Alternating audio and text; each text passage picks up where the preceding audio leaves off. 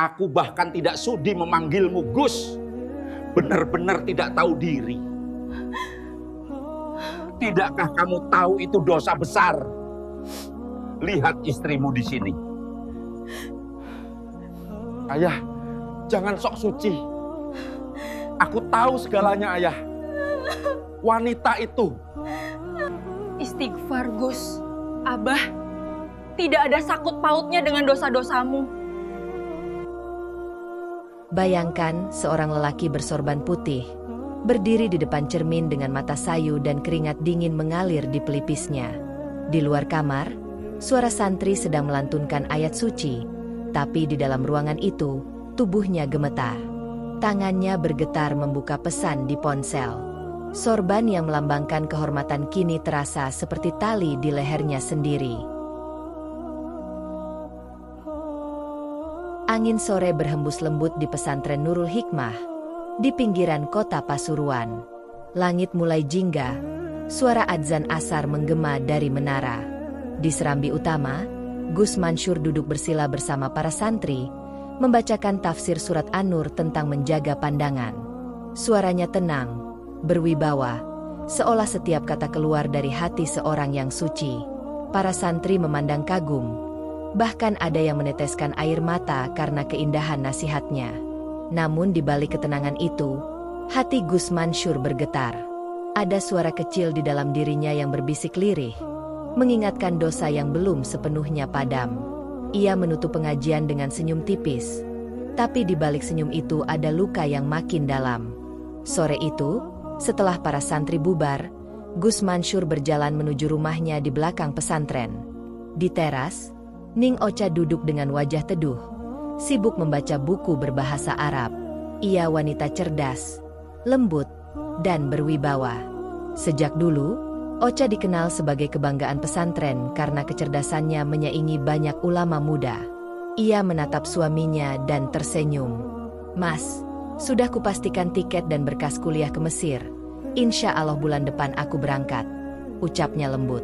Gus Mansur mengangguk pelan. "Oh, iya, bagus. Semoga Allah mudahkan langkahmu, Ca."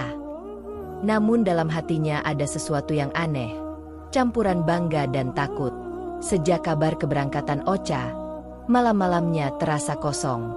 Ia mencoba mengisi waktu dengan mengajar, menulis tesis, bahkan berzikir lebih lama, tapi tetap saja hatinya resah. Malam hari, saat semua penghuni pesantren tidur, Gus Mansur duduk sendirian di ruang kerja. Lampu redup, kitab terbuka di depan, tapi matanya kosong. Ia membuka ponsel, menatap notifikasi dari teman kuliah lamanya. "Bro, minggu depan kumpul di kota. Ada buka tempat baru. Nongkrong dikit gak dosa lah. Refreshing, biar gak stres mikirin tesis." Ia hanya menatap pesan itu lama. Dalam pikirannya, kalimat "gak dosa lah" terdengar seperti bisikan yang menenangkan. Keesokan harinya, ia mulai berangkat ke kota dengan alasan mengurus dokumen kuliah. Jalanan ramai, langit kelabu. Dalam dirinya ada perang antara nurani dan keinginan. Ia tahu, langkahnya mulai menjauh dari cahaya. Tapi rasa penasaran mengalahkan logika seorang alim. Sore itu menjadi awal dari perjalanan yang kelak menghancurkan segalanya. Di balik pintu kaca bertuliskan, Club Oasis Lounge. Kehidupan Gus Mansur berubah. Cahaya lampu redup, aroma parfum mahal, dan suara musik lembut menyambutnya. Dunia itu asing, tapi anehnya, terasa akrab. Ia memesan minuman tanpa alkohol, mencoba menutupi rasa canggung. Seorang wanita bergaun merah menghampirinya sambil tersenyum manis. "Sendiri aja, Ustadz?" katanya menggoda dengan nada bercanda. Gus Mansur terkejut mendengar sebutan itu. "Dari mana kamu tahu aku Ustadz?" Wanita itu tersenyum lebih lebar. "Wajahmu kelihatan bersih. Cuma orang pesantren yang duduk segugup itu di sini." Tawa kecilnya membuat dada Gus Mansur bergetar. Ia merasa malu, tapi juga entah kenapa, tidak ingin pergi. Malam itu hanya berlangsung singkat, tapi jejaknya tertanam dalam hati. Dan sejak malam itu, Gus Mansur tak lagi menjadi orang yang sama. Di luar sana, di rumahnya, Ning Ocha tengah menulis surat kecil untuk suaminya. Surat itu berisi doa agar suaminya kuat menjaga diri dan ilmu yang telah Allah titipkan. Ia tidak tahu bahwa di saat tinta itu mengering, suaminya sedang membuka pintu pertama menuju kehancuran. Malam itu menjadi awal dari segala dosa. Dan langit, seolah sudah mencatat satu nama di antara para pendosa yang akan jatuh. Perlahan, tapi pasti. Hari-hari setelah kepergian Ning Ocha terasa hampa. Pesantren tetap ramai dengan santri, suara ngaji masih menggema setiap malam. Tapi bagi Gus Mansur, semua itu kini seperti gema kosong tanpa makna. Ia pulang ke rumah setelah mengajar, melewati ruang tamu yang sepi, meja makan yang tak tersentuh, dan kamar yang kini hanya berisi pakaian istrinya yang masih tergantung rapi. Di lemari itu, aroma wangi Ning Ocha masih tersisa. Kadang Gus Mansur duduk di tepi ranjang, menatap bantal di mana istrinya biasa bersandar. Ia mencoba memejamkan mata dan mengingat suara lembutnya, tapi semakin diingat, semakin sunyi terasa. Suatu malam, hujan turun deras. Gus Mansur duduk di beranda, memandangi kilat yang menyambar langit. Di tangannya segelas teh, tapi yang ia rasakan hanya getir. Ia teringat lagi malam pertama di klub itu. Lampu, tawa, senyum wanita asing. Dalam hati kecilnya, ia tahu itu dosa. Tapi ada sesuatu yang membuatnya rindu, bukan pada wanita itu, tapi pada sensasi bebas yang tak pernah ia rasakan di pesantren. Hati yang dulu teguh mulai retak sedikit demi sedikit. Ia mulai membenarkan kesalahan dengan alasan manusiawi. Aku cuma butuh hiburan, bukan maksiat. Begitu bisiknya setiap kali rasa bersalah datang. Namun semakin sering ia mengucapkannya, semakin hilang rasa takutnya pada Allah. Pagi hari, di kelas tafsir, lidahnya mulai keluh. Ayat tentang larangan mendekati zina terasa berat diucapkan. Santri-santrinya menatap dengan heran, tak tahu bahwa guru mereka sedang berperang melawan dirinya sendiri. Suatu sore, Gus Mansur mendapat kabar dari anaknya, Adam Malik. "Abi, aku tadi bantu temen namanya Aina. Kasihan dia sendirian, gak punya ayah." Gus Mansur hanya menatap sekilas, tersenyum kecil. Teman yang baik itu berkah. Nak, tapi tetap jaga adab. Adam mengangguk polos. Ia tak tahu bahwa nama Aina akan menjadi bagian dari luka yang besar di hidup ayahnya kelak. Malam itu, pesan masuk ke ponsel Gus Mansur. "Assalamualaikum, Ustadz. Lama tak ke tempat saya." Teman-teman nanya, "Kapan datang lagi?" Nomor itu dari Ibu Aina, pemilik klub malam. Gus Mansur menatap layar lama sekali. Jarum jam menunjukkan pukul 9 malam. Hujan belum berhenti. Ia mengetik pelan, "Waalaikumsalam. Mungkin besok malam." Sejak pesan itu terkirim, perjalanan Gus Mansur menuju lembah dosa dimulai lagi. Setiap malam, ia beralasan keluar untuk menghadiri kajian, padahal langkahnya mengarah ke tempat yang sama, klub yang penuh lampu dan tawa. Setiap kali ia melangkah masuk, suara musik menelan rasa takutnya. Dan setiap kali ia keluar, ia merasa semakin jauh dari rumah. Hingga suatu malam, ketika ia pulang dengan mata merah dan tubuh letih, Adam masih terjaga di ruang tamu. "Abi dari mana? Kok jam segini baru pulang?" Pertanyaan itu membuat Gus Mansur terdiam. Ia menatap anaknya lama, lalu mengusap kepala Adam dan menjawab pelan, "Tadi ada rapat, Nak." Adam tersenyum polos, lalu kembali ke kamar. Tapi malam itu, hati Gus Mansur tak tenang. Kata-kata bohong yang keluar dari lisannya terasa seperti batu di dada. Ia tahu, dirinya bukan lagi cermin bagi anaknya. Hari berganti minggu, minggu berganti bulan. Ning Ocha mengirim kabar dari Mesir, menceritakan disertasinya dan kerinduannya pada keluarga. Gus Mansur membalas dengan kata manis, tapi tanpa rasa. Ia mulai terbiasa hidup dengan dua wajah, ustadz di siang hari, dan manusia gelap di malam hari. Setiap kali azan berkumandang, ada suara di dalam dirinya yang berbisik, "Kau masih bisa kembali." Tapi suara itu perlahan hilang, tenggelam oleh gemerlap dunia yang menipu. Dan malam yang kelam itu, semakin lama semakin menjadi rumah baru baginya. Rumah yang tak berdoa, tak berzikir, dan tak lagi mengenal cahaya. Suatu malam, saat ia baru keluar dari klub itu, langkahnya terhenti di parkiran. Ia melihat sepasang mata dari kejauhan, memandang ke arahnya. Mata seorang santri yang tanpa sengaja melihat siapa orang itu sebenarnya. Dan sejak malam itu, rahasia yang ia jaga mulai retak. Retak perlahan, tapi pasti. Suara musik berdentum pelan dari balik pintu kaca tebal bertuliskan Club Oasis Lounge. Lampunya temaram, cahaya merah dan ungu menari di udara seperti dosa yang sedang berbaur dengan tawa manusia.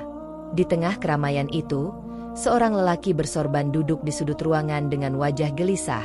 Gus Mansur. Jubahnya sudah diganti dengan kemeja polos, tapi sorot matanya masih menyisakan aura pesantren yang sulit disembunyikan. Ia memesan minuman soda, menatap sekeliling dengan canggung. Di setiap meja, orang tertawa, menari, berpelukan. Dunia itu seolah tak mengenal larangan, tak mengenal batas. Di sudut lain, suara perempuan tertawa nyaring memecah pikirannya. Lalu muncul sosok wanita anggun bergaun hitam, berjalan mendekat dengan percaya diri. Dialah Ibu Aina, pemilik tempat itu. "Selamat datang lagi, Ustadz," katanya sambil tersenyum tajam. "Sudah lama gak mampir." Gus Mansur menunduk, berusaha menutupi rasa malunya. "Saya cuma lewat, butuh tenang sedikit." Ibu Aina tersenyum samar, lalu duduk di depannya. "Tenang gak akan kamu dapat di tempat seperti ini, kecuali kamu mau melupakan segalanya." Kata-kata itu seperti racun yang manis. Gus Mansur tertawa kecil, menatap meja, lalu berkata pelan, "Mungkin itu yang saya butuh sekarang." Malam itu, untuk pertama kalinya, ia benar-benar melepas kendali. Ia bicara banyak, tertawa lepas, bahkan ikut berdiri ketika musik berubah cepat. Di antara gemerlap lampu dan aroma parfum mahal, rasa bersalahnya tenggelam. Di luar sana, hujan turun deras. Sementara di dalam ruangan, seorang alim sedang menenggelamkan ilmunya dalam gelas dosa. Sejak malam itu, kunjungan Gus Mansur ke klub menjadi kebiasaan. Awalnya sebulan sekali, lalu seminggu sekali, hingga akhirnya hampir setiap malam. Ia mulai dikenal oleh pelayan dan pengunjung. Ustadz yang ganteng tapi misterius. Begitu mereka memanggilnya. Dan yang paling sering menyambutnya adalah Ibu Aina. Wanita itu berusia sekitar 40-an. Cantik, tenang, dengan cara bicara yang lembut tapi mematikan. Setiap kalimatnya seperti ujian bagi iman yang rapuh. Ia tahu bagaimana membuat Gus Mansur betah, tanpa perlu menyentuhnya sekalipun. Namun malam demi malam, jarak mereka makin tipis. Kadang mereka bicara tentang kehidupan, kadang tentang kesepian, dan tanpa sadar Gus Mansur mulai membuka luka hatinya. "Aku capek hidup dalam ekspektasi. Semua orang lihatku sebagai kiai muda yang sempurna. Padahal aku juga manusia, punya sisi gelap," ucapnya lirih. Ibu Aina menatapnya dengan senyum simpati yang samar. "Kalau semua orang berpura-pura suci, dunia gak akan punya tempat untuk orang seperti kita, Gus." Kalimat itu melekat kuat di pikirannya. Setiap kali ia merasa bersalah, ia mengulang kata-kata itu, seolah membenarkan dosanya sendiri. Suatu malam, di ruang VIP yang lebih sunyi dari biasanya, Gus Mansur duduk sendirian sambil memejamkan mata. Musik sayup terdengar, tapi pikirannya jauh melayang. Tiba-tiba, pintu terbuka. Seorang perempuan muda membawa minuman, wajahnya manis, polos, dan seolah tak asing. Ibu Aina memperkenalkan, "Ini anakku, Aina. Baru pulang dari luar kota. Dia bantuin di sini sementara." Nama itu membuat jantung Gus Mansur berdegup aneh. Ia menatap gadis itu, senyumnya lembut, matanya teduh, sangat berbeda dengan suasana tempat itu. Ia tidak tahu bahwa nama Aina sudah sering ia dengar dari mulut anaknya, Adam Malik. Gadis itu menyapa sopan, "Senang ketemu Bapak." Katanya bapak sering datang ke sini. Gus Mansur tersenyum kikuk. Ah, gak sering kok. Cuma, kadang. Dan malam itu, untuk pertama kali, Gus Mansur merasa bersalah bukan karena dosanya, tapi karena sesuatu yang tak bisa ia jelaskan. Rasa iba pada gadis itu. Ia tidak tahu bahwa benang takdir sedang ditenun oleh tangan yang tak terlihat, mengikat dirinya, anaknya, dan gadis itu dalam satu lingkaran gelap. Beberapa hari kemudian, Adam datang padanya di ruang tamu. Abi, tadi aku main sama Aina. Dia cerita ibunya punya tempat usaha besar. Orangnya baik banget. Gus Mansur terdiam. Napasnya berhenti sejenak. Ia hanya menjawab lirih. Jangan sering-sering ke sana, ya nak. Fokus belajar saja. Adam mengangguk. Tak paham makna ketakutan di wajah ayahnya. Malamnya, Gus Mansur tidak bisa tidur. Ia memandangi langit-langit kamar, mendengar suara hujan di luar jendela, dan hatinya mulai bergetar. Ia sadar, dosa yang ia sembunyikan mulai menyentuh lingkar keluarganya. Namun bukannya berhenti, ia justru kembali ke klub itu lagi esok malamnya. Seolah semakin banyak ia berbuat dosa, semakin ia takut kehilangan rasa tenang yang sudah tidak pernah ia rasakan di rumahnya sendiri. Dan di balik setiap langkahnya keluar dari pesantren menuju klub itu, bayangan sorban putih di cermin terus menatapnya. Diam, tapi menyalahkan. Hingga suatu malam, ketika ia keluar dari klub dengan langkah gontai, di ujung jalan, sepasang mata menatapnya dari balik hujan. Mata itu milik seorang santri yang mengenalnya. Dan malam itu, untuk pertama kali, ketenangan Gus Mansur runtuh sepenuhnya. Matahari pagi menyelinap melalui jendela kamar Adam Malik. Suara ayam berkokok dan lantunan ayat dari masjid pesantren menjadi pengantar hari-hari sekolahnya. Ia duduk di tepi ranjang, merapikan seragam pesantren sambil tersenyum kecil membaca pesan di ponselnya. Nama pengirimnya, Aina. Selamat pagi, Adam. Hari ini jangan lupa sarapannya. Aku bawain roti coklat nanti. Adam membalas dengan cepat. Makasih, Aina. Jangan repot-repot bawa makanan terus. Nanti aku ketagihan. Di usia remajanya, Adam mulai merasakan sesuatu yang baru. Sesuatu yang ia sendiri belum berani namakan cinta. Aina berbeda dari teman-teman santri perempuan lain. Ia tidak berhijab, bicara apa adanya, dan selalu membuat Adam tertawa. Mereka sering bertemu di taman belakang sekolah, di bawah pohon Kamboja tua yang jarang dilewati orang. Dari situlah kisah mereka tumbuh, diam-diam, seperti bunga yang mekar di bawah bayangan. Aina berasal dari keluarga kaya. Rumahnya besar, mobil mewah terparkir di halaman, dan ibunya dikenal memiliki usaha hiburan malam. Adam tahu, tapi ia tidak peduli. Baginya, Aina adalah gadis yang baik. Setiap kali bicara, matanya jujur. Ia tidak tahu bahwa garis takdir sedang menggiring mereka berdua menuju badai besar. Suatu sore, mereka duduk di taman pesantren. Aina membawa 2 bungkus roti dan minuman dingin. Adam, katanya sambil menatap langit. Kadang aku iri lihat kamu. Kamu punya ayah yang disegani banyak orang. Ibumu pintar, dan kamu tumbuh di tempat yang suci. Aku bahkan gak tahu siapa ayahku. Adam terdiam. Ia menatap wajah Aina yang muram. Jangan ngomong gitu. Gak penting siapa ayah kamu. Yang penting kamu baik. Dan, aku senang bisa kenal kamu. Aina menatapnya lama, lalu tersenyum samar. Kamu aneh, Adam. Tapi kamu beda. Sejak hari itu, mereka semakin dekat. Pulang sekolah, Aina sering menunggu di depan gerbang dengan alasan sederhana, biar bisa ngobrol sebentar. Adam tahu, kalau ayahnya tahu hal ini, pasti marah. Tapi hatinya tak bisa menolak. Ia merasa Aina membuatnya bahagia dengan cara yang bahkan ayah dan ibunya tak sempat berikan.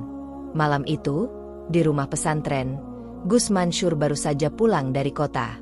Matanya letih. Wajahnya tampak lebih tua dari biasanya. Ia membuka pintu perlahan agar tak membangunkan siapapun. Tapi langkahnya terhenti ketika melihat Adam tertidur di ruang tamu.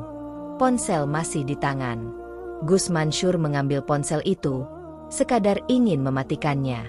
Namun matanya terpaku pada layar yang masih menyala. Sebuah pesan baru masuk. Dari Aina. Tulisannya, Abi baru pulang. Katanya mau ke tempat mama lagi besok. Aku takut. Adam. Gus Mansur terpaku. Tangannya gemetar. Ia membaca berulang kali, memastikan tidak salah lihat. Kata, Abi, itu terasa menampar keras di dada. Abi, siapa yang dimaksud Aina? Mengapa namanya disebut? Pikirannya kacau. Ia menatap wajah anaknya yang tidur nyenyak, lalu menatap ponsel itu lagi. Apakah mungkin Aina yang dimaksud anaknya adalah Aina yang sama dengan anak dari ibu pemilik klub itu? Dadanya sesak. Ia berdiri, berjalan ke kamar, menutup pintu, lalu jatuh terduduk di tepi ranjang. Malam itu, untuk pertama kalinya, ia takut bukan pada dosa, tapi pada kemungkinan bahwa dosanya sudah mulai merusak masa depan anaknya sendiri. Beberapa hari kemudian, Adam datang dengan wajah cerah.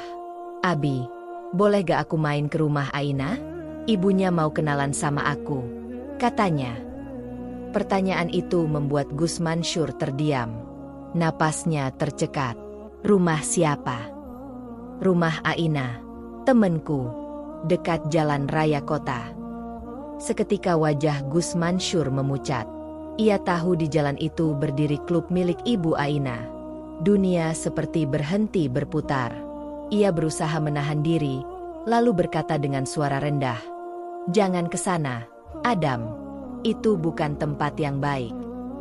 Adam menatap ayahnya dengan bingung. Kenapa? Bey, bukannya ibu Aina orang baik? Gus Mansur menunduk. Ia tak bisa menjawab. Di antara rasa takut dan penyesalan, hanya satu yang ia tahu. Rahasia hidupnya sedang menuju ke permukaan. Malam itu, ia keluar rumah lagi. Bukan untuk mencari hiburan, tapi untuk memastikan sesuatu. Ia ingin tahu kebenaran. Ingin tahu apakah Aina yang dikenal anaknya adalah Aina yang sama dengan anak dari wanita yang selama ini ia datangi diam-diam. Dan ketika pintu klub itu terbuka, ia melihat pemandangan yang membuat lututnya lemas.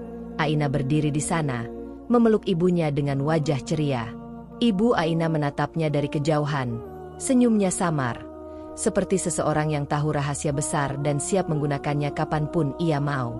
Malam itu, langit tak berbintang. Dan di hati Gus Mansur, ada dua ketakutan yang kini bersatu. Dosa masa lalu dan masa depan anaknya yang terancam tenggelam di lumpur yang sama. Suara musik menggema samar di balik pintu kaca tebal.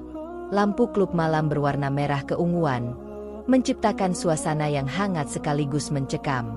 Malam itu, Gus Mansur duduk di ruang VIP sendirian. Wajahnya pucat, matanya kosong. Di meja ada segelas air yang belum disentuh. Ia datang bukan untuk bersenang-senang kali ini, tapi untuk menuntut jawaban. Tak lama, pintu terbuka. Ibu Aina muncul dengan senyum yang selalu membuat jantungnya berdebar. Namun kali ini senyumnya lain, dingin dan menusuk. Ada yang ingin kamu bicarakan, Gus? Gus Mansur menatapnya tajam. Anakmu, Aina, dia teman anakku. Kenapa kamu biarkan dia dekat dengan Adam? Wanita itu tertawa pelan. Kamu marah karena mereka berteman? Atau karena kamu takut rahasiamu terbongkar? Gus Mansur mengerutkan kening. Apa maksudmu? Ibu Aina mendekat. Suaranya pelan tapi tajam. Jangan berpura-pura suci. Semua orang tahu siapa kamu. Ustadz besar, anak kiai, tapi tiap minggu datang ke tempat maksiat. Kamu pikir aku gak tahu siapa kamu sebenarnya? Napas Gus Mansur mulai berat. Ia berdiri, mencoba mengendalikan diri. Berhenti bicara seperti itu. Aku datang bukan untuk dihinakan. Tapi kamu memang pantas dihina, Gus. Nada suaranya berubah lembut tapi menusuk. Kamu sudah ambil banyak dari hidupku, dan sekarang anakmu hampir menyentuh darahku sendiri. Kata-kata itu membuat dunia Gus Mansur runtuh seketika. Ia tertegun. Darahmu sendiri? Apa maksudmu? Darahmu? Ibu Aina menatapnya dengan mata yang basah namun penuh amarah. Kamu gak tahu, kan? Ayahmu, Ki besar itu, dia adalah ayah Aina juga. Suara itu seperti petir di dadanya. Tubuhnya bergetar. Ia mencoba tertawa, tapi suaranya patah. Kamu bohong. Jangan gila kamu. Namun wanita itu hanya menatapnya, tak menjawab lagi. Ia berjalan keluar perlahan, meninggalkan Gus Mansur sendirian di ruang VIP yang kini terasa seperti liang gelap. Gus Mansur terjatuh di kursi. Nafasnya tersengal. Ia ingin berteriak, tapi suaranya hilang. Aina, adik tirinya sendiri, dan Adam, anaknya. Darah yang sama kini saling bersinggungan tanpa mereka tahu. Beberapa hari kemudian, pesantren heboh. Foto Gus Mansur bersama wanita di klub itu menyebar di media sosial. Awalnya hanya dari satu akun anonim, lalu menjalar ke grup-grup santri dan warga. Gus Mansur mabuk di ruang VIP. Putra Kiai besar tertangkap di klub malam. Judul-judul itu memenuhi layar ponsel para jamaah. Di halaman pesantren, para santri berbisik-bisik. Beberapa guru mencoba menenangkan suasana, tapi rumor tak bisa dihentikan. Setiap mata yang memandang Gus Mansur seolah bertanya hal yang sama. Benarkah itu kau, Gus? Ning Ocha yang baru pulang dari Mesir, menatap layar ponsel dengan wajah pucat. Tangannya gemetar memegang bukti yang ia harap hanyalah fitnah. Tapi foto itu terlalu jelas untuk disangkal. Suaminya, lelaki yang dulu ia banggakan sebagai imam ilmu dan rumah tangga, berada di tempat yang selama ini ia hindari seumur hidup. Sore itu, Gus Mansur pulang ke rumah. Langit mendung, udara dingin. Di teras, Ning Ocha berdiri tanpa bicara. Tangannya memegang ponsel dengan layar menyala. Ketika suaminya mendekat, ia hanya menunjukkan gambar itu tanpa sepatah kata. Ini apa? Suaranya gemetar, nyaris tak terdengar. Gus Mansur tak bisa menjawab. Napasnya berat. Ia mencoba bicara, tapi tenggorokannya seperti dikunci. Ca, aku bisa jelaskan. Jelaskan apa, Gus? Bahwa itu bukan kamu? Atau bahwa kamu datang ke sana untuk dakwah? Air mata menetes dari mata Ning Ocha. Aku meninggalkan keluargaku demi ilmu, demi kehormatan kita. Dan kamu hancurkan semuanya dengan tanganmu sendiri. Gus Mansur tak kuasa menatapnya. Ia hanya berdiri, tertunduk. Tak ada kalimat yang bisa memperbaiki aib sebesar itu. Malam itu, berita makin menyebar. Para santri mulai meninggalkan pesantren satu persatu. Beberapa pengurus memohon agar ia mundur sementara waktu. Kiai Ahmad Maruf, ayahnya, mendengar kabar itu dari luar kota. Ia pulang dengan wajah kelam. Tak sepatah kata pun keluar darinya malam itu. Hanya tatapan kecewa yang membuat Gus Mansur tak sanggup menatap. Namun di dalam hati kiai tua itu, tersimpan luka yang lebih dalam dari sekadar rasa malu. Luka karena rahasia masa lalu yang ia simpan bertahun-tahun kini mulai terbongkar tanpa ampun. Di kamar, Gus Mansur berlutut di depan cermin.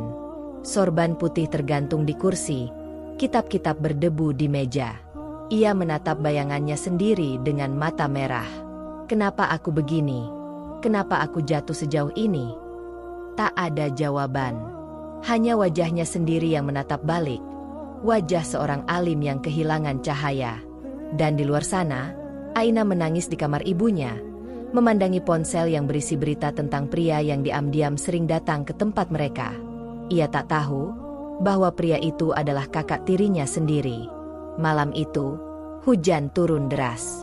Dan untuk pertama kalinya dalam hidupnya, Gus Mansur merasa takut bukan pada neraka, tapi pada kenyataan yang sebentar lagi akan menghancurkan seluruh hidupnya. Langit sore tampak suram. Angin berhembus pelan membawa aroma tanah basah. Di teras rumah pesantren, suara langkah kaki terdengar pelan. Gus Mansur berjalan gontai dengan wajah pucat. Matanya sembab, dadanya sesak. Ia baru saja dipanggil ke ruang tamu, tempat ayahnya, Kiai Ahmad Maruf, sudah menunggu bersama Ning Ocha dan beberapa pengurus pesantren. Ruangan itu terasa dingin dan berat. Semua mata tertuju padanya. Ning Ocha duduk di ujung sofa, menunduk, wajahnya tanpa ekspresi.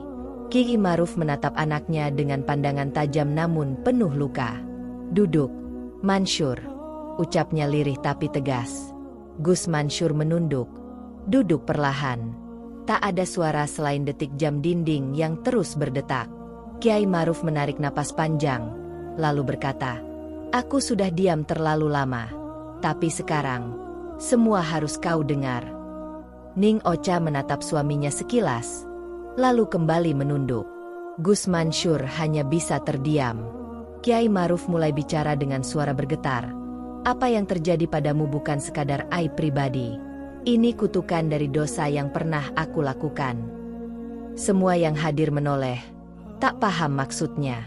Sang kiai menatap ke arah lantai, seolah menatap masa lalunya sendiri. "Bertahun-tahun lalu, sebelum aku mendirikan pesantren ini, aku pernah melakukan dosa besar. Aku menjalin hubungan dengan seorang perempuan tanpa menikahinya. Dari hubungan itu, lahirlah seorang anak, seorang perempuan." Suasana ruangan berubah tegang. Ning Ocha tertegun. Gus Mansur menatap ayahnya tak percaya. "Perempuan itu, ibu dari Aina," lanjut sang kiai dengan mata berkaca-kaca. "Dan Aina adalah darah dagingku sendiri." Dunia seolah berhenti berputar. Gus Mansur mematung. "Jadi, Aina, adik tiriku?" Suaranya lirih, hampir tak keluar. Kiai Maruf mengangguk pelan. "Ya, dan Ibu Aina adalah perempuan yang aku tinggalkan sebelum aku bertobat. Aku pikir semua sudah selesai. Tapi dosa masa lalu tak pernah mati. Mansur." Ia menunggu waktu untuk menagih. Gus Mansur menunduk dalam. Suara napasnya berat. Matanya berair. Semua yang selama ini ia sembunyikan terasa sia-sia. Dosa yang ia kira hanya miliknya ternyata hanyalah pengulangan dari dosa yang sama, hanya berganti nama dan generasi. Ning Ocha menatap keduanya bergantian. Suaranya parau. "Jadi, selama ini aku hidup di antara dua laki-laki yang sama-sama menyembunyikan dosa."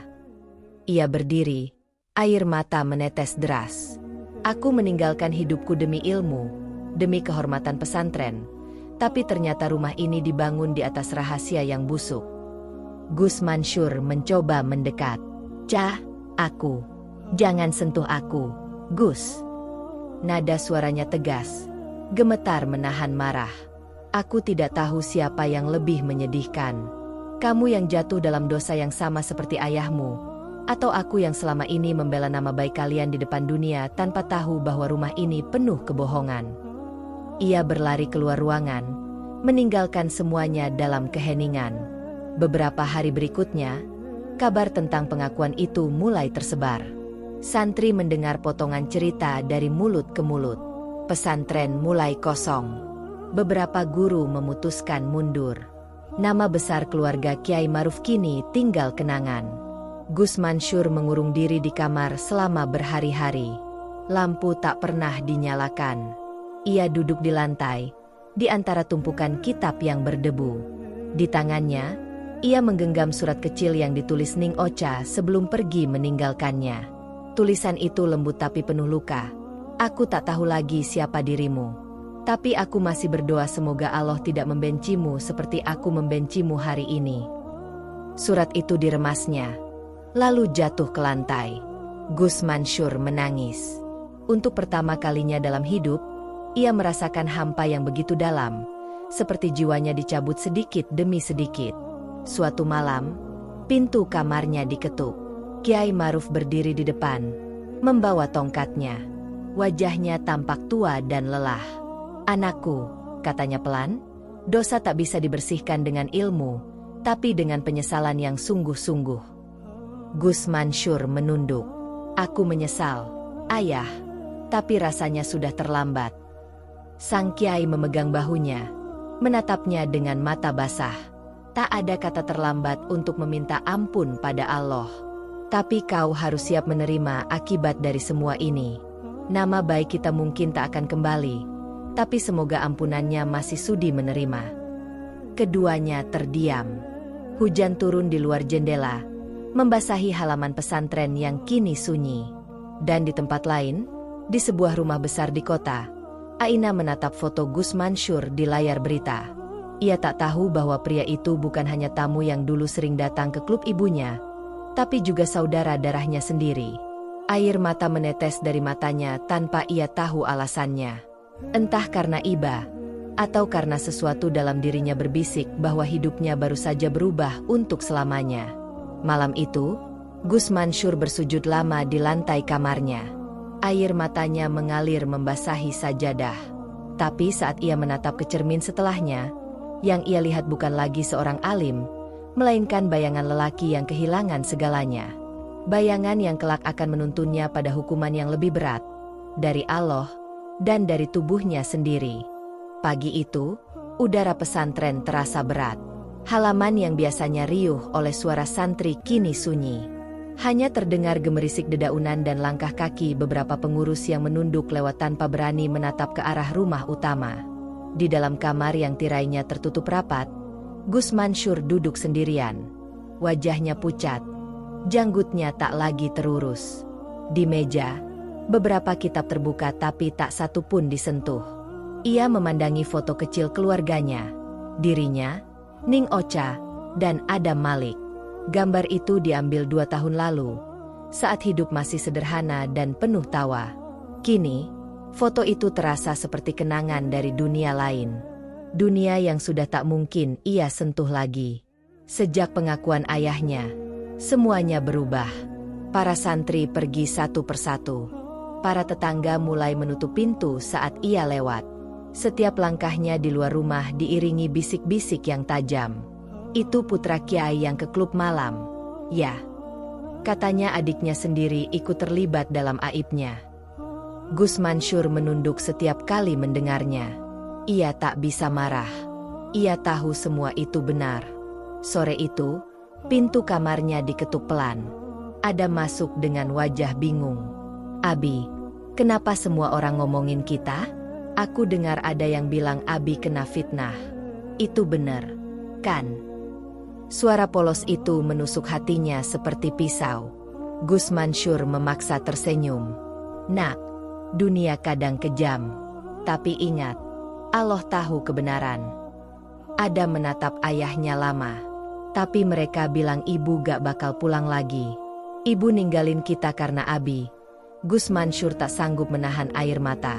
Ia menarik anaknya ke pelukan. "Cukup, nak. Jangan dengerin omongan orang." Namun Adam menangis. Ia memeluk ayahnya erat. "Abi jangan bohong. Aku tahu Abi salah. Tapi aku masih sayang Abi." Pelukan itu membuat dada Gus Mansur bergetar hebat. Untuk pertama kalinya setelah lama tenggelam dalam rasa malu, ia merasa diampuni, bukan oleh manusia, tapi oleh anak kecil yang masih melihat dirinya sebagai ayah. Namun takdir tak berhenti di situ. Malamnya, Adam mengeluh demam tinggi. Tubuhnya menggigil. Keringat dingin membasahi dahi. Ning Ocha yang sudah kembali ke rumah karena kasihan, menatap panik sambil mengelap keringat anaknya. "Mas, Adam demam sudah 3 hari. Kita bawa ke rumah sakit." "Ya." Gus Mansur mengangguk cepat. Mereka berangkat tengah malam. Lampu-lampu jalan kota tampak buram di balik kaca mobil. Hujan turun pelan. Sesampainya di rumah sakit, dokter langsung membawa Adam ke ruang perawatan. Beberapa jam kemudian, dokter keluar dengan wajah serius. "Pak Mansur, kami perlu bicara sebentar." Mereka duduk di ruang konsultasi. Suara detak jam dinding terdengar jelas. "Dari hasil tes darah anak Bapak," ucap dokter perlahan, "terdapat infeksi menular yang cukup serius. Ini biasanya ditularkan lewat darah."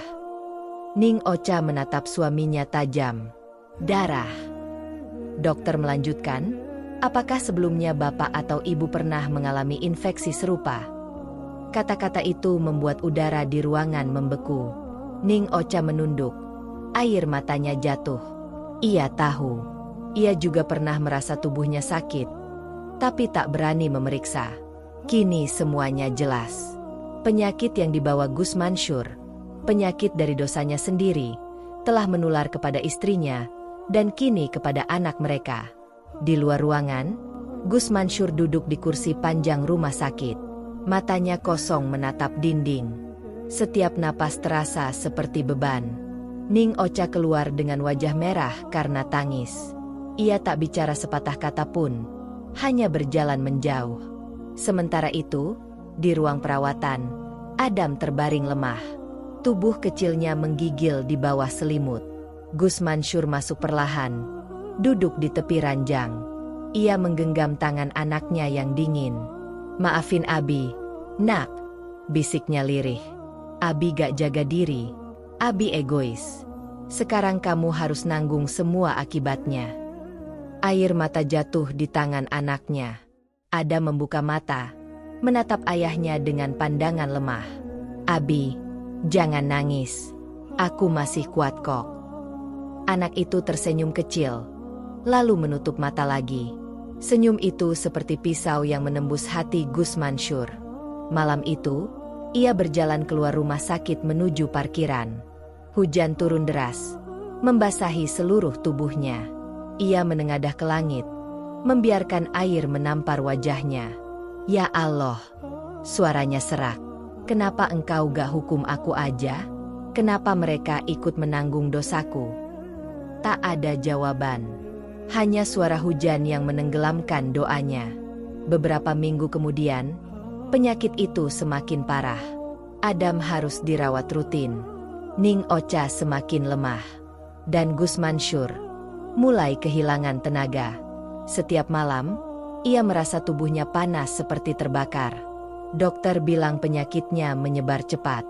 Tubuhnya mulai penuh luka kecil yang sulit sembuh. Kiai Maruf datang menjenguk. Wajahnya pucat, suaranya serak. "Aku bilang dulu, dosa gak mati." Ia menurun ke siapapun yang menutupinya. Air mata tua itu menetes di wajahnya.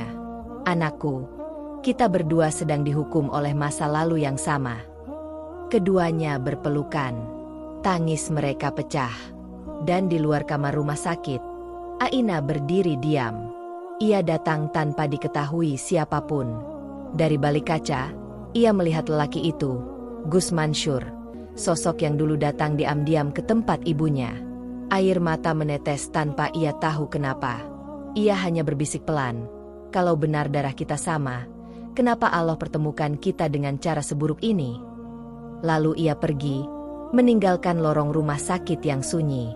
Malam itu, Gus Mansur menatap wajah anaknya yang tidur.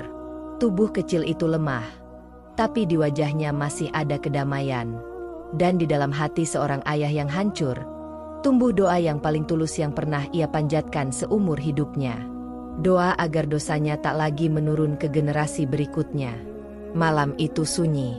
Rumah pesantren yang dulu penuh cahaya kini seperti makam yang hidup. Setiap sudutnya menyimpan kenangan tentang ilmu, tawa, dan suara santri yang pernah memuliakan nama Gus Mansur. Kini, hanya suara napasnya sendiri yang berat dan tersengal, bergema di dalam kamar sempit yang beraroma obat. Tubuhnya semakin kurus. Luka-luka di kulitnya mulai menghitam.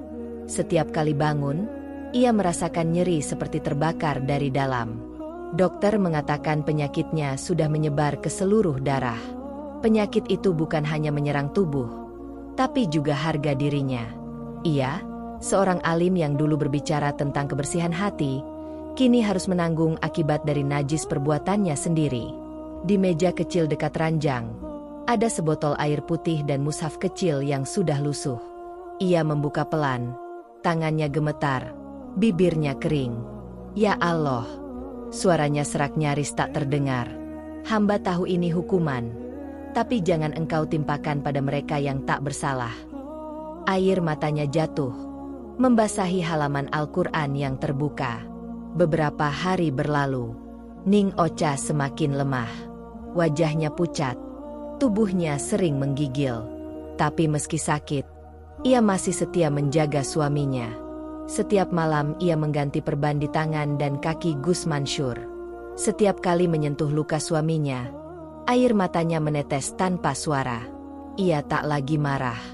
Rasa bencinya hilang, tergantikan oleh iba dan kesedihan yang terlalu dalam. "Mas," katanya pelan sambil mengganti kain di dahi Gus Mansur.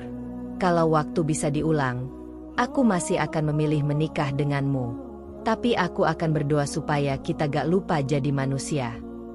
Gus Mansur menatapnya dengan mata yang berair. "Cah, aku gak layak dimaafkan."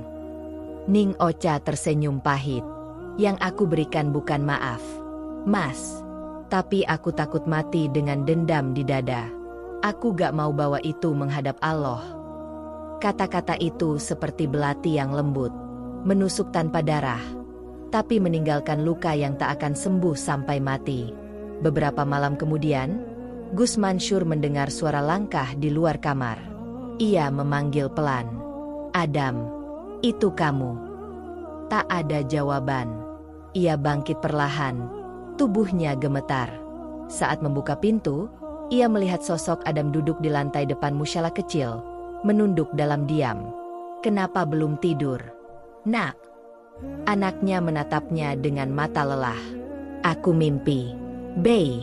Aku mimpi Allah ambil Abi dari aku." Gus Mansur berjongkok, memeluknya erat. "Kalau Allah ambil Abi, berarti Abi udah dimaafkan. Nak, kamu jangan takut." Adam menangis di dadanya. "Tapi aku gak mau Abi pergi." Gus Mansur menatap langit-langit musyalah, berusaha menahan tangis. "Semua akan pergi, Nak. Cuma amal yang tinggal." Beberapa minggu kemudian, penyakit itu memburuk. Tubuh Gus Mansur mulai mengeluarkan aroma aneh. Kulitnya mengelupas seperti terbakar. Dokter mengatakan organ dalamnya mulai rusak. Ia sering tak sadarkan diri, kadang mengigau menyebut nama Aina, kadang memanggil ayahnya.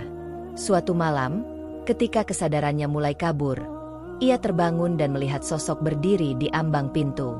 Seorang wanita berkerudung hitam, wajahnya samar dalam cahaya lampu. "Aina?" Suaranya pelan. Sosok itu diam, lalu berjalan mendekat. Ia berlutut di samping ranjang, memandang wajah Gus Mansur yang sekarat. "Kenapa kamu datang?" tanyanya lemah. Aina tak menjawab. Ia menggenggam tangan lelaki itu, dan suaranya lirih. "Aku cuma mau bilang, aku sudah tahu semuanya. Tentang Abi, tentang ibu, tentang pesantren, tentang kita." Air matanya jatuh ke tangan Gus Mansur. "Aku gak benci kamu. Aku cuma sedih. Kenapa semuanya harus begini?" Gus Mansur menatapnya lama. "Kamu, adikku, darahku. Aku yang harusnya melindungimu, tapi malah menyeretmu ke dalam aib."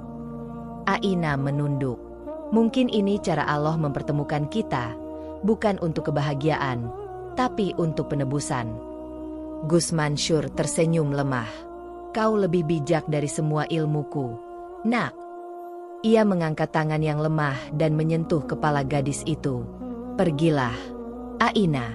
Jangan biarkan dosa-dosa kami menodai masa depanmu." Aina menggeleng. Air mata deras mengalir. "Aku gak mau pergi. Aku pengen lihat kamu sembuh." Tapi di dalam hatinya, Aina tahu tak akan ada yang bisa disembuhkan lagi. Pagi harinya, ketika Aina sudah pulang, Gus Mansur terbangun dengan demam tinggi. Napasnya tersengal. Ning Ocha memanggil dokter dengan panik. Di antara kesakitan itu, Gus Mansur menatap langit-langit dan berbisik lirih. "Allah, Engkau balas semua dosaku di dunia. Tapi tolong, jangan balas mereka yang ikut terluka karena aku." Lalu tubuhnya kejang. Dokter berlari masuk, memberi suntikan, memasang alat bantu napas. Tapi malam itu tubuhnya semakin dingin, dan mata yang dulu penuh cahaya itu kini kosong menatap ke langit-langit putih rumah sakit. Namun takdir belum menjemputnya malam itu. Allah memberinya waktu sedikit lagi, bukan untuk sembuh, tapi untuk menyaksikan bagaimana setiap dosa pasti menuntut balas, sekecil apapun. Malam turun, langit hitam pekat. Gus Mansur terbaring di ranjang, tubuhnya lemah. Dalam kesadarannya yang setengah hilang, Ia seperti mendengar suara adzan dari kejauhan. Suara yang dulu ia kumandangkan setiap subuh kini terdengar jauh, sayup, seolah memanggil jiwanya pulang. Dan di antara bisikan doa itu, di hatinya muncul kalimat yang belum sempat ia ucapkan dengan sungguh-sungguh seumur hidupnya. Astagfirullah, astagfirullah, astagfirullah. Air matanya menetes. Tapi malam itu belum menjadi malam terakhirnya. Belum, karena Allah masih ingin memperlihatkan padanya bahwa pembalasan yang sejati belum tiba. Subuh itu dingin. Udara di luar rumah sakit begitu sunyi, hingga suara langkah perawat terdengar jelas di lorong panjang. Di kamar nomor 7, tubuh Gus Mansur terbaring lemah. Nafasnya pendek-pendek. Setiap helaan seolah pertarungan antara hidup dan mati. Wajahnya pucat, bibirnya kering. Tapi matanya masih terbuka menatap langit-langit putih yang terasa seperti langit terakhir di dunia. Di kursi samping ranjang, Ning Ocha duduk dengan mata sembab. Tangannya menggenggam jari suaminya yang sudah kurus seperti ranting kering. "Mas," suaranya lirih. "Kalau aku boleh jujur, aku masih sayang. Tapi luka yang kamu buat terlalu dalam." Air matanya menetes ke tangan suaminya. "Sekarang aku cuma minta satu hal. Sebelum ajal menjemput, tolong, minta ampunlah pada Allah dengan sebenar-benarnya." Gus Mansur membuka mata perlahan, menatap wajah istrinya yang kini tampak jauh lebih tua karena tangis dan kelelahan. Ia mencoba bicara, tapi suaranya serak. "Ca, aku sudah menyesal. Tapi aku takut. Takut kalau Allah gak mau dengar lagi." Ning Ocha menunduk, menahan tangisnya agar tak terdengar.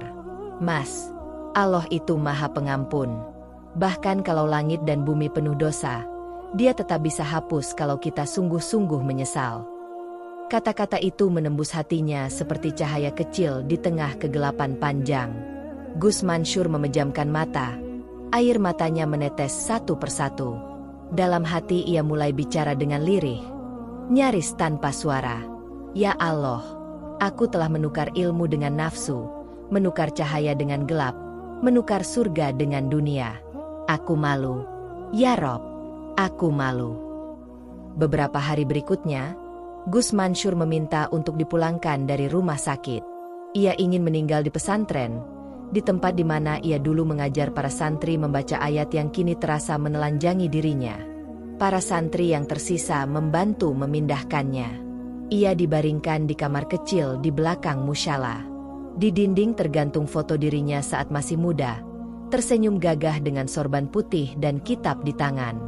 Ia menatap foto itu lama, lalu berbisik, "Aku iri pada diriku sendiri di masa lalu, saat aku masih bersih dan belum mengenal sombong." Malamnya, Kiai Maruf datang. Wajahnya tampak jauh lebih tua. Di matanya ada penyesalan yang tak kalah dalam dari milik anaknya. Ia duduk di samping ranjang, menggenggam tangan Gus Mansur yang dingin. "Aku dulu kira taubat cukup dengan membangun pesantren," katanya dengan suara parau. "Ternyata tidak. Nak, dosa yang gak ditebus dengan tangis akan diwariskan, seperti darah di urat kita." Air mata Gus Mansur jatuh. "Ayah, aku gak kuat. Aku merasa seperti mayat yang masih bernafas." Sang Kiai menatapnya lama, lalu berbisik, "Kalau begitu, matilah sebelum kau benar-benar mati. Matikan nafsumu, matikan gengsimu, dan bangunlah untuk sujud terakhir yang kau punya." Malam itu, untuk pertama kalinya setelah sekian lama, Gus Mansur memaksa dirinya bangun. Ia duduk dengan susah payah, tubuhnya gemetar. Ning Ocha menatap dari sudut kamar, menahan air mata, sementara Kiai Maruf menopangnya. Dengan sisa tenaga, Gus Mansur bersujud. Keningnya menyentuh sajadah dengan berat. Sujud itu lama. Begitu lama hingga semua yang melihatnya menahan napas. Dalam sujud itu, ia bicara pada Allah, tanpa suara, tanpa gengsi, tanpa gelar. "Ya Allah, aku datang bukan dengan amal, tapi dengan air mata. Aku gak minta surga. Aku cuma minta Engkau gak berpaling dariku. Sekali ini saja, pandanglah aku dengan rahmat Mu." Air matanya jatuh ke sajadah. Tubuhnya bergetar, dadanya sesak, tapi di wajahnya ada ketenangan yang belum pernah muncul sebelumnya. Beberapa hari setelah itu, Gus Mansur mulai sering mengigau membaca ayat-ayat taubat. Para santri yang tersisa berdiri di luar kamar, melantunkan zikir. Suara mereka bergema lembut di antara dinding pesantren yang kini lebih sunyi dari biasanya. Di sela-sela antara sadar dan tidak, Gus Mansur memanggil nama anaknya. Adam, Adam datang, memeluknya pelan. Nak, bisiknya lemah. Kalau Abi pergi nanti, jangan malu dengan nama Abi. Jadilah orang yang bersih. Jangan ulangi dosa Abi. Adam menangis. Abi, aku gak marah. Aku cuma mau Abi tenang. Malam itu, Gus Mansur menatap langit-langit kamarnya. Ia melihat bayangan masa lalu berkelebat satu persatu. Pesantren, wajah para santri, suara azan, cahaya lampu klub, tawa perempuan, tangis istrinya, wajah anaknya, dan ayah yang menatapnya dengan air mata. Semua bercampur menjadi satu gambar yang pudar, seperti film yang hampir selesai diputar. Ia tersenyum lemah dan berbisik, "Ya Allah, kalau ini akhirku, jadikan ia akhir yang Engkau ridhau." Fajar menyingsing. Suara azan subuh menggema dari menara. Gus Mansur membuka matanya sekali lagi, dan untuk pertama kalinya dalam waktu lama, ia tersenyum tanpa rasa takut. Ia tahu tubuhnya sedang sekarat, tapi jiwanya sudah pulang lebih dulu. Pulang kepada penyesalan yang akhirnya membuatnya menemukan arti cinta Allah yang sejati. Dan ketika azan sampai pada kalimat hayya alal falah, suaranya berhenti di sana. Kepalanya miring ke kanan, napasnya tenang. Tapi perjalanan jiwanya belum berakhir. Karena sebelum bumi menerima tubuhnya, langit masih punya satu pertemuan terakhir untuknya. Pertemuan yang akan menutup semua rahasia dan membayar semua dosa yang tertinggal di dunia. Subuh baru saja berlalu. Udara pesantren terasa berbeda pagi itu. Lebih hening, lebih dalam, seperti bumi sedang menahan napasnya. Di kamar kecil di belakang musyalah, tubuh Gus Mansur terbaring kaku di atas sajadah. Di wajahnya masih tersisa senyum tipis, seolah ia tertidur dalam ketenangan yang telah lama ia cari.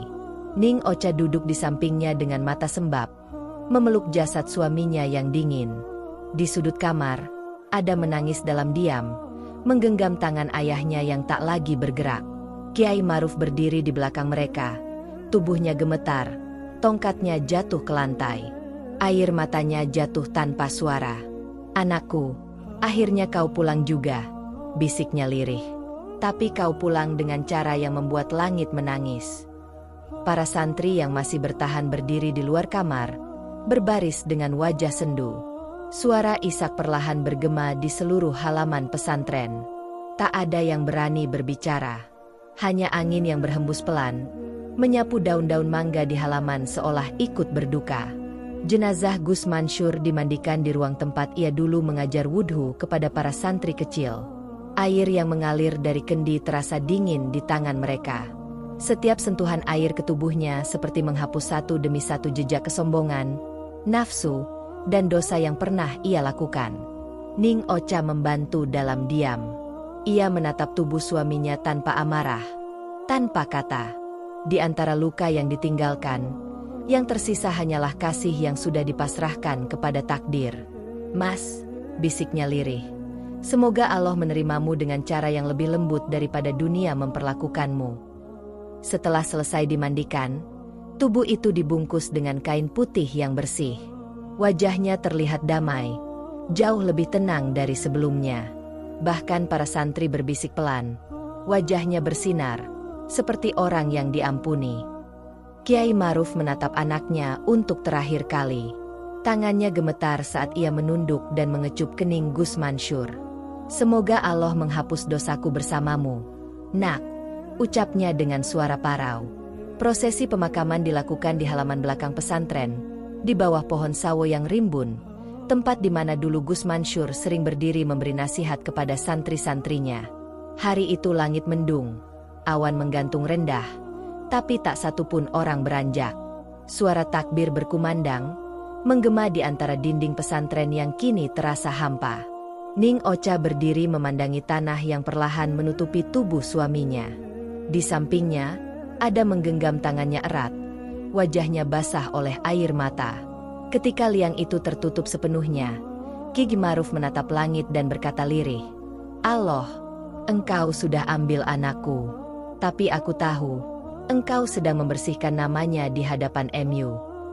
Lalu ia jatuh berlutut di tanah, menangis seperti anak kecil yang kehilangan segalanya. Para santri ikut menunduk, membaca surah Yasin dengan suara bergetar. Suara mereka menyatu dengan angin, membawa doa yang terasa menyayat langit. Malam harinya, pesantren kembali sunyi. Hanya terdengar suara jangkrik dan desir daun. Ning Ocha duduk di kamar suaminya yang kini kosong. Di atas meja, ada sebuah catatan yang belum sempat dibacanya. Kertas itu lecek, tulisannya bergoyang, tapi setiap kalimatnya membuat dada bergetar. Untuk Ocha dan Adam, jika aku tiada, jangan biarkan dosa menurunkan kutukannya lagi. Bangunlah hidup baru. Jangan jadikan pesantren ini kuburanku. Jadikan ia tempat orang belajar tentang kesabaran, bukan tentang aib. Jika ada yang menanyakan siapa aku, katakan aku manusia biasa yang terlalu lama menyembunyikan dirinya dari Allah. Ning Ocha menangis membaca surat itu. Ia mencium kertas itu dan meletakkannya di dada. "Mas, akhirnya kamu benar-benar pulang. Aku hanya berharap Allah menemuimu dengan senyum, bukan dengan murka." Malam semakin larut. Di musyala pesantren, Kiai Maruf duduk sendiri, membaca Al-Quran di atas sajadah tua. Cahaya lampu kuning memantul di wajahnya yang penuh keriput. Setelah selesai membaca, ia menutup musyafnya dan berdoa, "Ya Allah, Engkau telah perlihatkan padaku bagaimana dosa turun dari ayah ke anak. Tapi Engkau juga tunjukkan bahwa rahmat MU bisa memutus rantai itu. Terimalah taubat kami, ya Rob." Air matanya menetes. Ia sujud lama sekali. Sujud yang menggetarkan lantai musyala dan membuat udara malam terasa lebih hangat. Beberapa bulan kemudian, pesantren itu hidup kembali. Santri-santri mulai berdatangan lagi. Di dinding aula, tergantung foto Gus Mansur dalam bingkai sederhana, dengan tulisan kecil di bawahnya. "Ilmu adalah cahaya, tapi hanya hati yang bersih yang mampu menahannya." Adam sering duduk di bawah foto itu setiap sore, membaca Al-Quran dengan suara lirih. Kadang ia berhenti sejenak, menatap wajah ayahnya di foto itu, lalu tersenyum kecil. Ia tidak malu. Ia hanya berbisik dalam hati, "Abi, aku akan melanjutkan yang Abi tinggalkan, tapi aku akan jaga hati agar tak jatuh seperti Abi." Malam itu, saat seluruh pesantren tertidur, cahaya bulan menembus jendela musyala. Di tengah cahaya itu, seolah tampak sosok Gus Mansur bersujud di sudut ruangan. Bayangannya samar, wajahnya tenang, seolah sedang mengulang sujud terakhirnya, sujud yang membawa pulang seluruh air mata, dosa, dan harapan kepada Sang Pencipta. Dan dari langit yang luas, seolah terdengar bisikan lembut, "Sesungguhnya Allah mencintai hamba yang kembali, meski ia pulang dengan luka." Malam turun perlahan di atas pesantren Nurul Hikmah. Suara jangkrik berganti dengan gemericik air dari sumur belakang. Langit tampak bersih, tanpa awan, seolah alam baru saja memandikan luka panjang yang pernah menodai tempat itu. Sudah beberapa bulan berlalu sejak kepergian Gus Mansur. Namun jejaknya masih terasa di setiap sudut pesantren. Di ruang pengajian, santri sering bercerita tentang caranya mengajar dengan lembut. Di perpustakaan, kitab-kitabnya masih berjejer rapi, dengan tanda lipatan di halaman yang dulu ia pakai untuk menulis tafsirnya sendiri. Dan di musyala, ada sajadah yang tak pernah dipindah. Sajadah tempat ia bersujud terakhir kali, dalam penyesalan dan air mata. Ning Ocha kini mengajar para santriwati. Wajahnya masih teduh, meski mata itu menyimpan ribuan kisah. Ia tidak pernah menjelekkan suaminya. Sebaliknya, setiap kali berceramah, ia selalu berkata lembut, "Kesalahan paling besar bukan ketika manusia jatuh, tapi ketika ia menolak untuk kembali." Adam Malik tumbuh menjadi remaja yang pendiam tapi tegas. Setiap malam, ia bangun untuk tahajud. Dalam doanya, Ia tak pernah meminta kekayaan, hanya satu hal.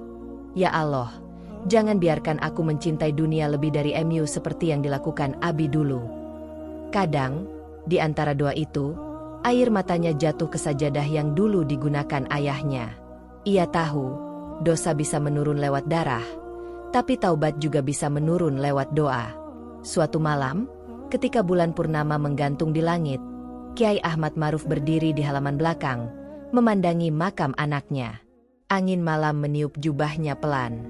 "Anakku," bisiknya, "aku telah melihat bagaimana ilmu bisa menjatuhkan jika tidak dijaga dengan iman. Tapi aku juga melihat bagaimana taubat bisa mengangkat jiwa yang paling kotor menjadi paling tenang." Ia lalu membaca ayat dengan suara gemetar, namun penuh harap. "Katakanlah, wahai hamba-hambaku yang melampaui batas terhadap diri mereka sendiri, janganlah kalian berputus asa dari rahmat Allah.